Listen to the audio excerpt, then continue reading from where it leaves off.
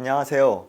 2020학년도 건국대학교 KU 모의논술 생명과학 특강을 시작하겠습니다. 먼저 제시문을 살펴보겠습니다. 제시문 가에서는 사람이 가지는 신경계의 구조, 즉 중추신경계와 말초신경계에 대해서 제시하였습니다. 다음 제시문 나에서는 자율신경계의 종류, 자율신경계의 내장기관 조절과 원리에 대한 내용을 담고 있습니다. 제시문 다는 인슐린과 글루카곤의 혈당 조절과 기량작용에 대한 내용을 담고 있습니다. 제시문 라는 호르몬의 표적세포와 수용체의 작용 원리, 호르몬의 음성 피드백 작용에 대한 내용을 담고 있습니다. 본 모의논술의 평가 요소는 노르에피네프린 차단으로 교감신경 억제를 올바르게 이해하고 있는가, 교감신경 억제가 심장과 기관지에 미치는 영향을 올바로 제시하고 있는가, 기량작용을 하는 교감신경 활성화를 통하여 증상 완화 방법을 올바르게 추론하고 있는가를 평가 요소로 하고 있습니다. 또한 혈당량이 낮아지는 항상성 유지 실패와 관련된 유전적 결함을 정확하게 추론하고 있는지, 호르몬의 음성 피드백 현상을 바르게 추론하는지를 평가 요소로 하고 있습니다. 다음 문제를 살펴보겠습니다. 문제 1은 자율신경계를 조절하는 다양한 약물이 있으며 이들은 대부분 신경절 이후 뉴런의 신경 말단에 작용한다. 이러한 약물 중 신경 말단에서 신경 전달 물질인 아드레날린만을 분비를 저해하는 작용을 하는 약물을 투여할 경우 자율신경계에 어떤 영향을 주고 특히 심장의 박동과 기관지의 변화에는 어떻게 될 것인지를 예측하시오 라는 문제입니다. 먼저 저희는 자율신경계에서 교감신경과 부교감신경을 알 수 있습니다. 노에피네프린, 즉 아드레날린은 교감신경의 말단에서 분비되는 신경 전달 물질입니다. 따라서 이 약물에 의해서 신경 말단의 노에피네프린의 분비가 저해되면 교감신경이 전부 차단되게 되어 있습니다. 하지만 부교감신경에는 영향을 주지 않기 때문에 부교감신경만이 작용할 것으로 추론할 수가 있습니다. 따라서 이 약물에 의해서는 부교감신경만이 작용함에 따라 심장의 박동수는 억제되고 기관지는 수축됨을 예측할 수 있습니다. 자, 문제로 계속 가서 아나필락시스라는 면역 증상은 급성 아르레기 반응이 과민성 쇼크로 나타내는 것으로 호흡곤란이나 저혈압 등의 증상이 나타나고 심하면 사망에 이른다. 이러한 아나필락시스가 생길 때 아드레날린 주사를 사용하게 되는데 이러한 아드레날린 주사는 아나필락시스의 증상을 어떻게 호전시키는지를 제시문에 근거하여 설명하시오라는 문제입니다.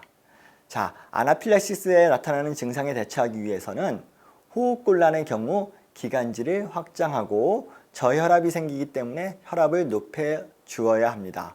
그리고 이러한 증상에 대처하기 위해 사용되는 주사가 아드레날린입니다. 따라서 위 제시문에 근거하여 아나필락시스가 나타날 때 이러한 아드레날린 주사를 사용하는 것은 아드레날린 주사가 교감신경을 활성화시킴으로써 기관지를 이완하고 따라서 호흡곤란을 완화시킬 수 있습니다. 또한 심장 박동수를 증가시킴으로써 혈압을 높이면서 저혈압 증상을 해결할 수 있다고 설명할 수가 있습니다. 다음 문제 2로 넘어가겠습니다.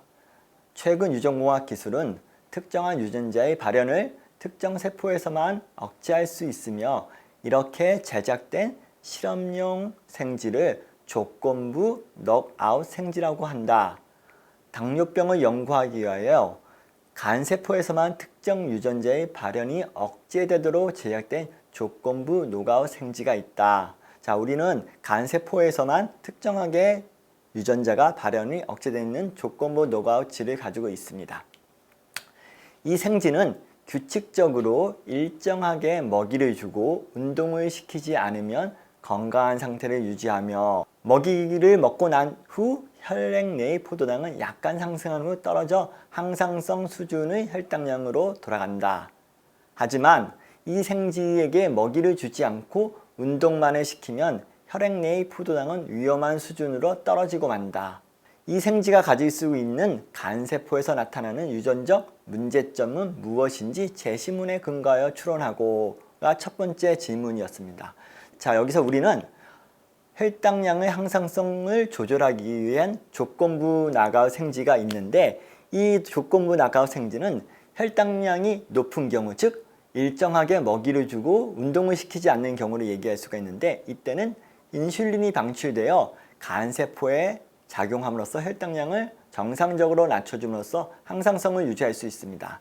하지만 굶기고 운동만을 시키게 되는 경우는 혈당량이 낮아지게 되는 경우인데, 이런 경우에는 항상성 조절을 해야 되는 글루카곤이 배출되지만 혈당량이 올라가지 못하기 때문에 항상성 유지를 못하게 됩니다. 따라서 우리는 여기서 이 조건부 나가우 생지의 경우 글루카곤의 호르몬은 표적세포인 간세포에 작용이 못하는 것을 알 수가 있습니다.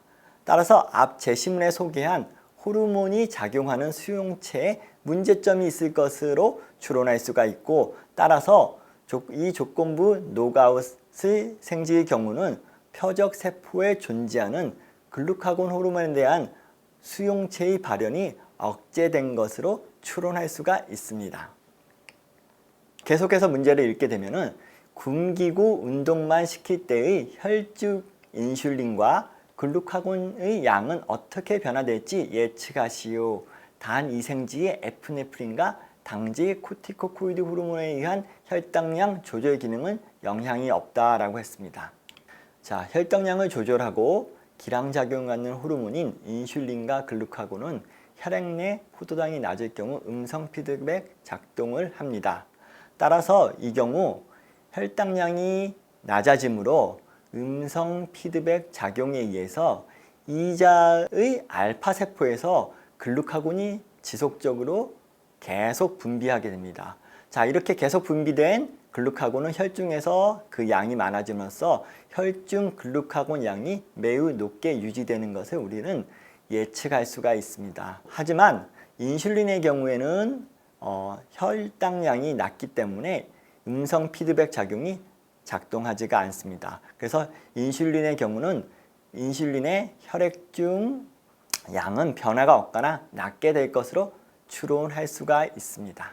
자, 이상으로써 2020학년도 건국대학교 KU 모의논술 생명과학 설명을 마치도록 하겠습니다. 감사합니다.